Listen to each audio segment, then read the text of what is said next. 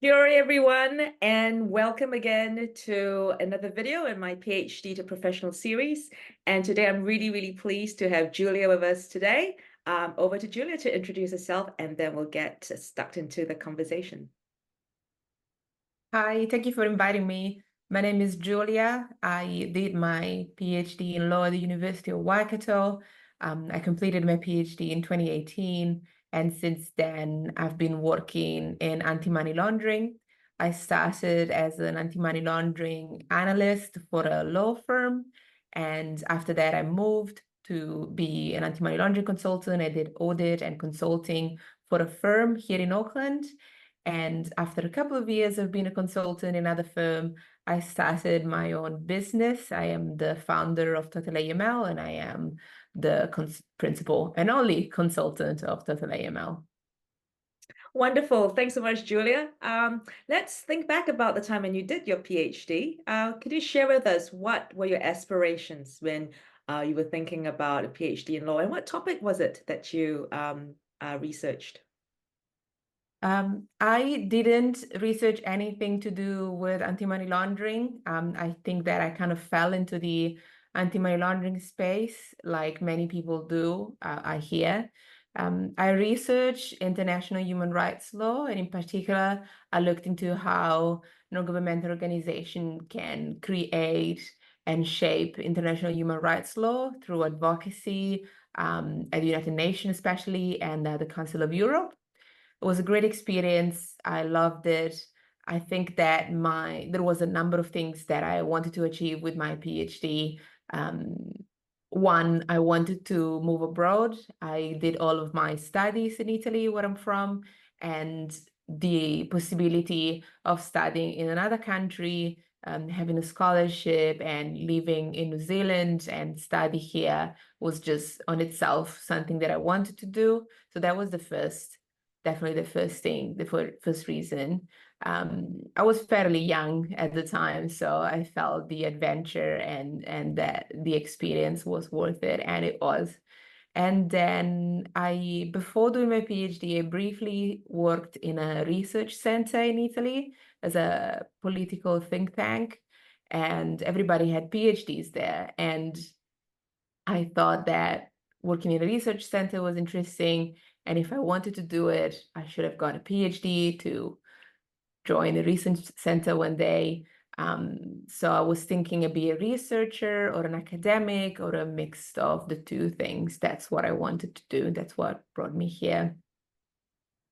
Wonderful. Could you share a bit about when you started thinking about a non-academic career? Very early on, I think that after 1 year, probably halfway through, after 1 year and a half, I was very active in the postgraduate student community, and I talked with a lot of other PhD students, a lot of postdoc, a lot of researcher, and I felt very disappointed and also discouraged by the academia and how actually working in a university is. There is a lot of politics. It's very hard. I think that a lot of young or early career academics spend so much of their time justifying their own salary. I think a lot of what researcher and early career academic do is looking for grants and in a way making themselves paying themselves with grants and other resources and convincing people that what they do is valuable, while I feel that outside of the university this is not required, and nobody has ever asked me. Once I was employed somewhere, nobody has ever questioned that my contribution was valid or was worth it, and nobody asked me to justify why I should be paid the next year. Um, so I saw that. I think that also I came to the realization that my best option after the PhD was to do a postdoc and probably abroad. And I had no intention to go anywhere else. I spent years to settle in New Zealand, and that's what I wanted to be. And I had my friends and my community and people around me, and the idea of moving again was not something that interested me in any way. So because of this kind of, I will call it uncertainty surrounding the academic lifestyle, I decided that it was not for me. I also, I must say, I did some tutoring and I didn't appreciate teaching at all. I didn't like it. It felt like I did tutoring 1 year and it felt the most repetitive thing I've ever done in my life.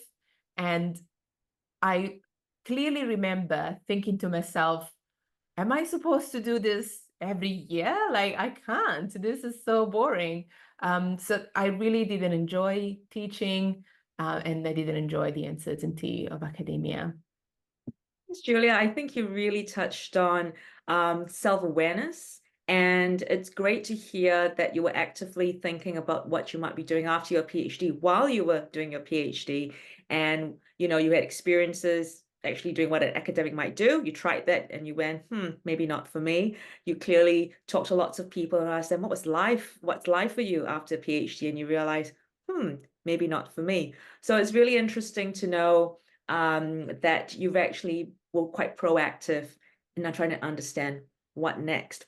So what helped you make that transition from, after finishing up a PhD and then moving on to working in a law firm? I think the skills that I've got through my PhD itself were key. I think that when I published a lot when I was doing my PhD. I remember when I was going to workshops and stuff like that, everybody said, "Oh, if you want to be an academic, you should publish. If you don't want to, don't bother." And I wholeheartedly disagree with this. I think that if you're doing a PhD, you should always publish. First of all, because why are you doing research if you don't want people to read it? That's fundamental to me.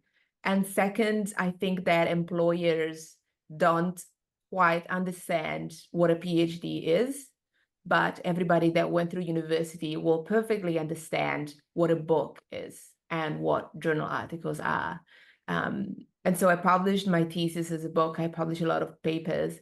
And when I presented myself to employers, obviously the majority of them disregarded me.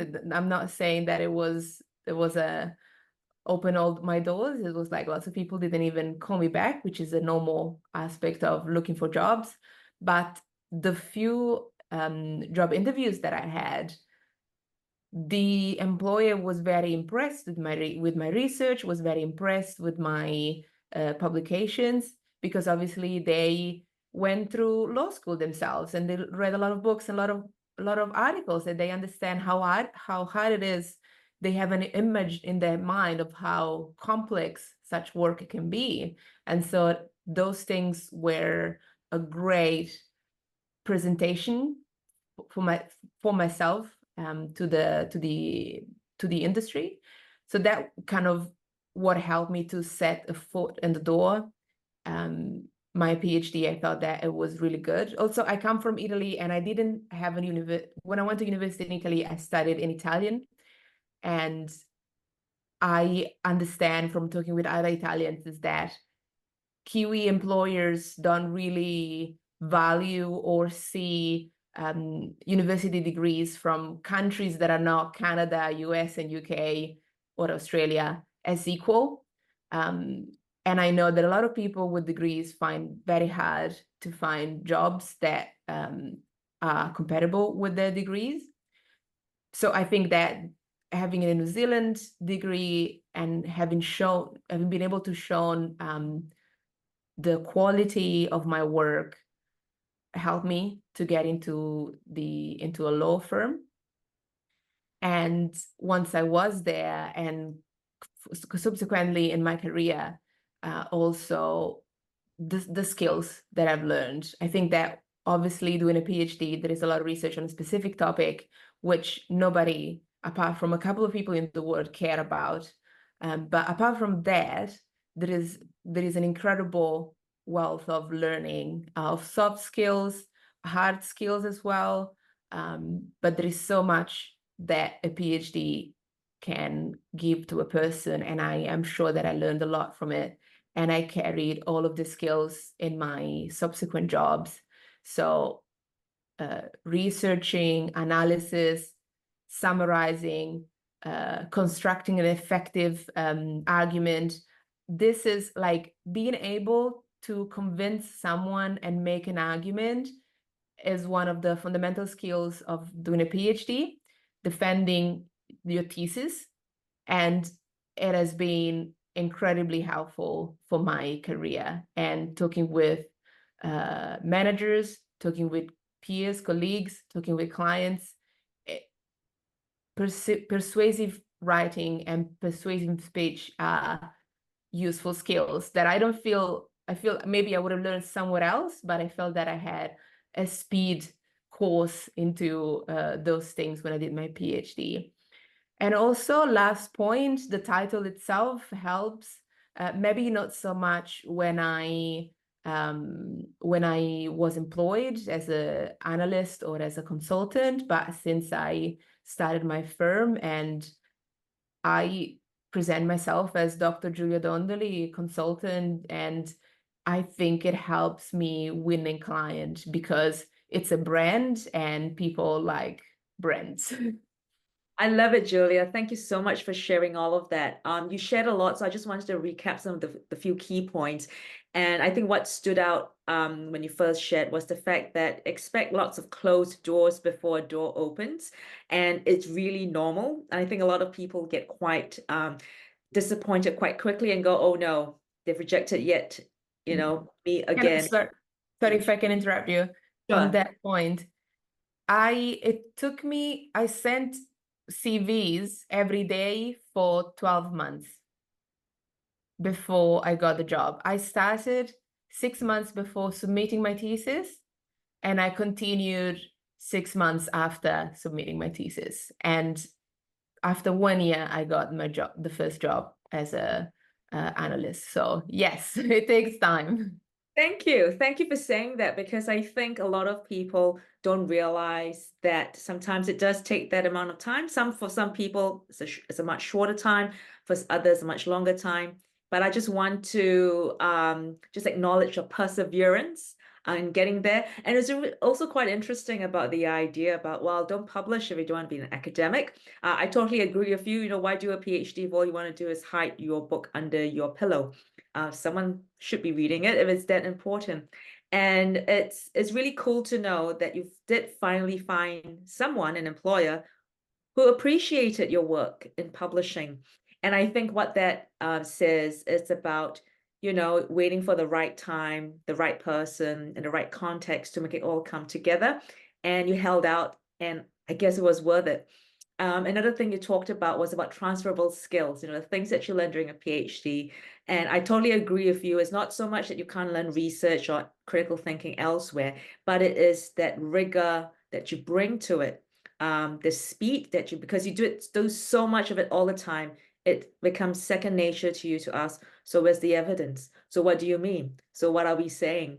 Totally agree. Persuasive writing, persuasive presentation skills are probably quite critical skills that we bring to any job. So what advice do you have for someone who is perhaps either doing their PhD right now, finishing up, or is right now out there in the job market? First of all, don't do only your PhD. This is my first advice. And when I was doing my PhD, I was tutoring. I had research projects that I joined. I was in the Postgraduate Student Association. I was representing postgraduate law students in the faculty. Pretty much I did anything that could possibly be done outside of doing the research. And I think that this is important, especially if you come from another country, because here, at the end of the day, I felt that I didn't have much to show. And having those 3 years to do the PhD and also doing other activities on top helped me create a network, helped me understanding what I wanted to do, helped me having referees, people that knew me and that I could say, hey, talk with this person. I've been working with them, and they'll tell you about what type of person I am. And I didn't have all of those things because I come from abroad, and I had to do them. And I think that it was very important. Also to remain sane, because doing a PhD, it's quite repetitive at times. So trying to do other activities that are beneficial to your career and to your professional and personal development beside just doing the PhD, that would be important. Start looking for job early. As I said, I started 6 months before submitting, and I felt it was a good time to start.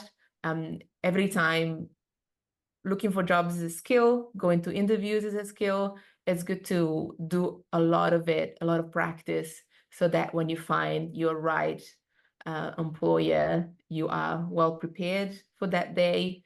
I had other little jobs. I remained with a contract at the University of Waikato for a few months um, after I submitted, but it was all term.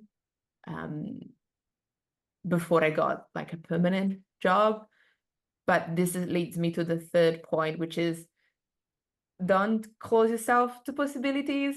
Everything can help, even a contract, even a short-term contract can lead to something else, can open doors, can get you to know people that might help you. So just be open to all kinds of possibilities. I didn't know anything about anti-money laundering until I got called for an interview, and I quickly read as much as I could about anti-money laundering to prepare for the interview. And now, 6 years after, this is my life and this is what I do every day. And I love it. I really enjoy it. So just be open to different possibilities, and there's lots of things that can happen. And I feel there are lots of opportunities here in New Zealand, here in Auckland. I don't know much about Wellington, but probably in Wellington as well. So just be open to that. Thank you so much, Giulia. I love what you've shared towards the end about just being open to possibilities. Who knew? Who knew that Giulia would be the anti-money laundering expert that she now is? If only she gave herself a chance, which she did. And so I guess the message out there is, don't just do your PhD, explore other things, be open to any sort of short-term work. You never know when one door might lead to another one. I love what you said about taking that time to applying early, not so much so that you're going to get the next job really quickly, but to allow you that time to practice. So the more you do it, the better you get at it. And by the time you've had submitted your 100th CV, you've got it quite well done. By the time you've gone for your 10th interview, you probably know the questions at the back of your hand.